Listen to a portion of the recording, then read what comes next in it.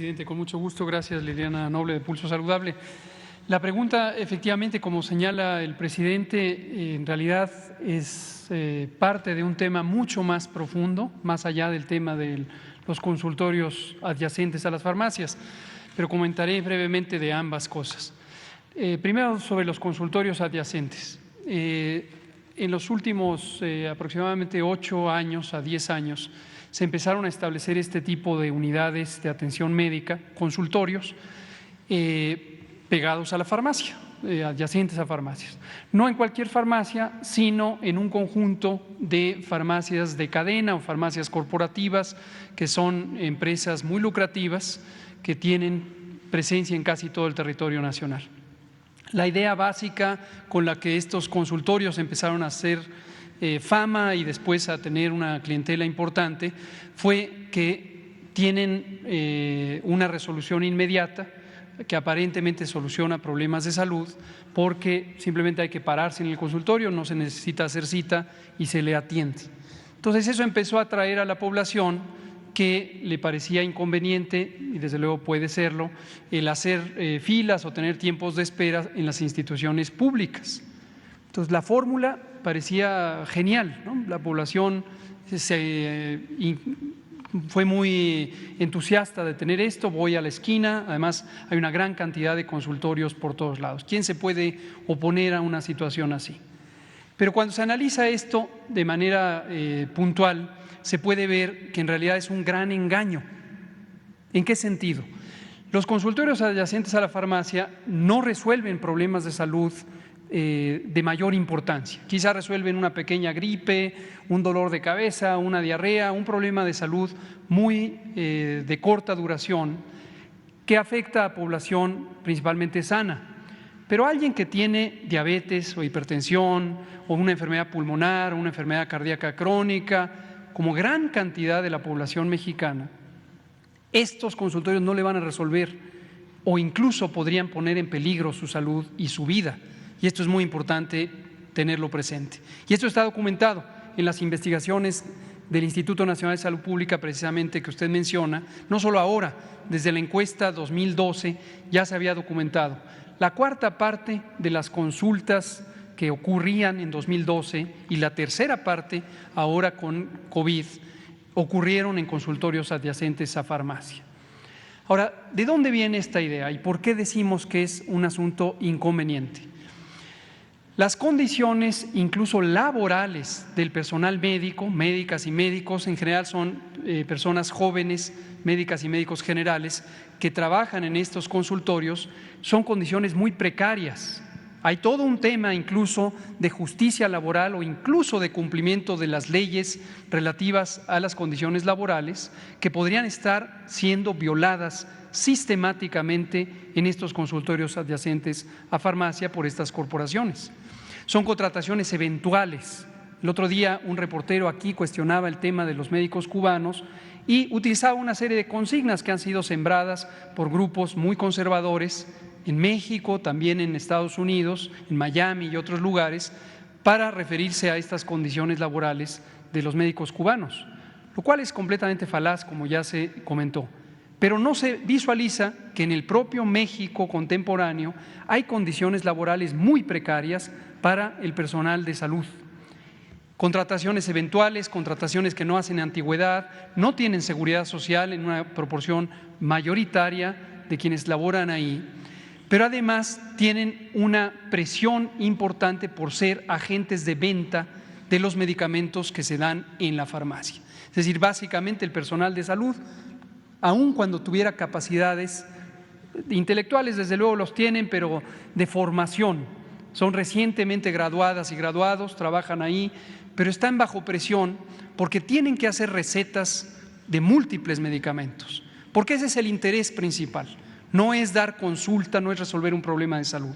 Algunas de estas cadenas incluso no cobran por la consulta y le llaman asesoría médica gratuita, porque no lo consideran relevante el acto médico, la deliberación diagnóstica, el razonamiento, la exploración del paciente.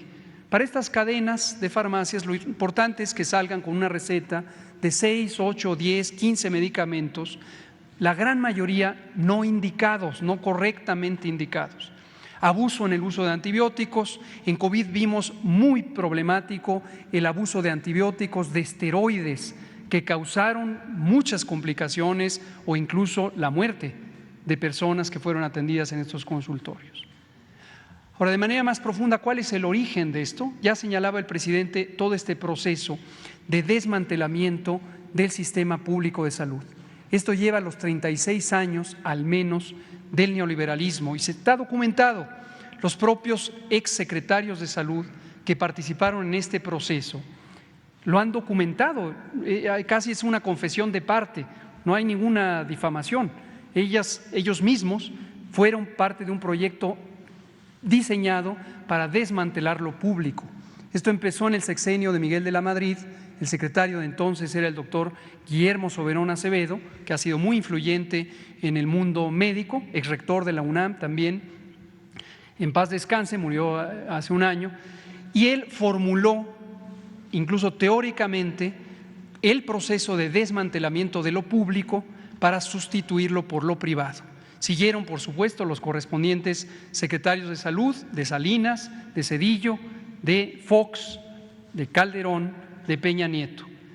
La idea básica, porque esto no fue un invento mexicano, esto fue un invento de los sistemas financieros globales, el Banco Mundial, el Banco Interamericano de Desarrollo, el Fondo Monetario Internacional, y se aplicó en una gran cantidad de países del mundo, destacadamente en América Latina, incluyendo el Chile de Pinochet y varios otros países, Colombia, con los gobiernos de derecha que se tenían hasta hace muy pocas semanas, y que el modelo era desmantelar lo público.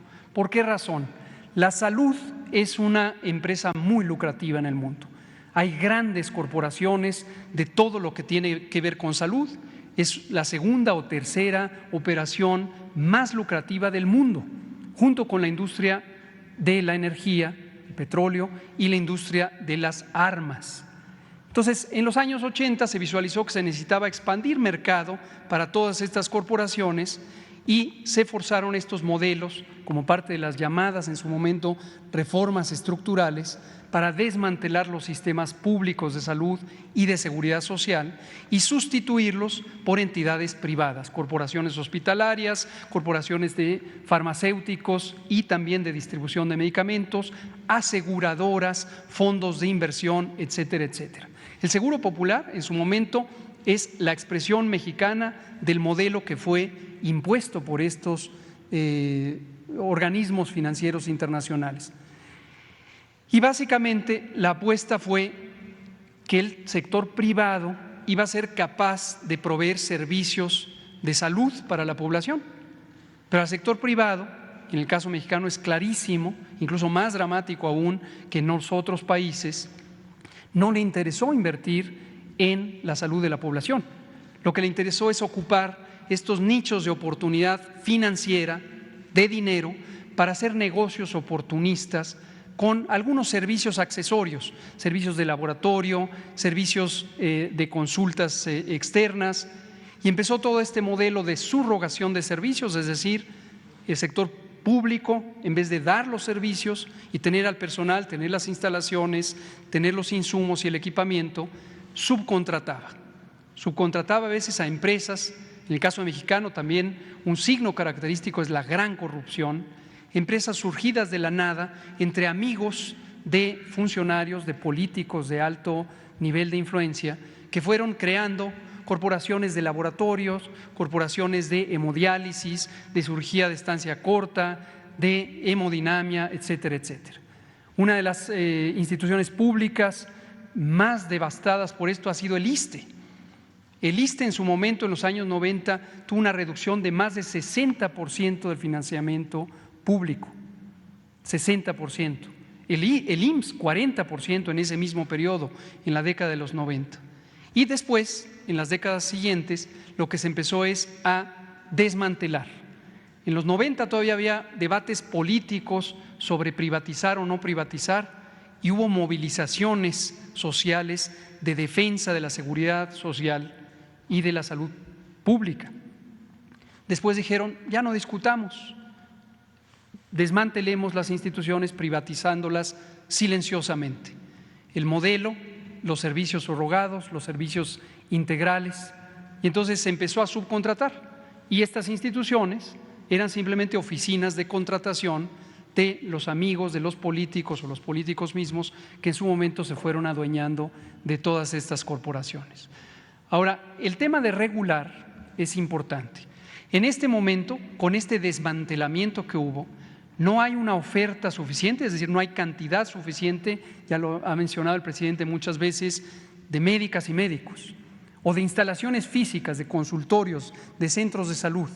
Por eso lo estamos recuperando, estamos instalando capacidades. SOE ha presentado aquí muchas veces cómo en tan solo 100 días se logró reinstalar la capacidad de hacer cirugías o de realizar servicios especializados de atención médica o simplemente de dar consulta para la atención del parto o la atención de la niñez en los centros de salud del IMSS Bienestar que hoy están incorporando a los servicios estatales de salud. Va a haber una fase de transición. En ese sentido, los consultorios adjuntos o adyacentes a farmacia hoy cubren una necesidad, pero lamentablemente en condiciones muy precarias. Precarias para la población que se atiende, precarias para los trabajadores, médicos y médicas que laboran ahí y en cambio muy lucrativas para esas corporaciones. Pero no podemos cancelarlos de tajo. Lo deseable es que no existan, lo deseable es que no existan, en la medida en que el sistema público garantice la gratuidad, la universalidad, todo mundo tenga acceso y desde luego que la calidad sea atractiva para el pueblo. Entonces ese es el planteamiento, pero es muy probable que esa fase de transición implique regular de manera más estricta. Parte de la corrupción, parte del desmantelamiento fue el uso discrecional de las agencias de regulación, en el caso nuestro COFEPRIS, para dar permisos a diestra y siniestra y permitir estas operaciones que son de muy baja calidad. Gracias. Gracias.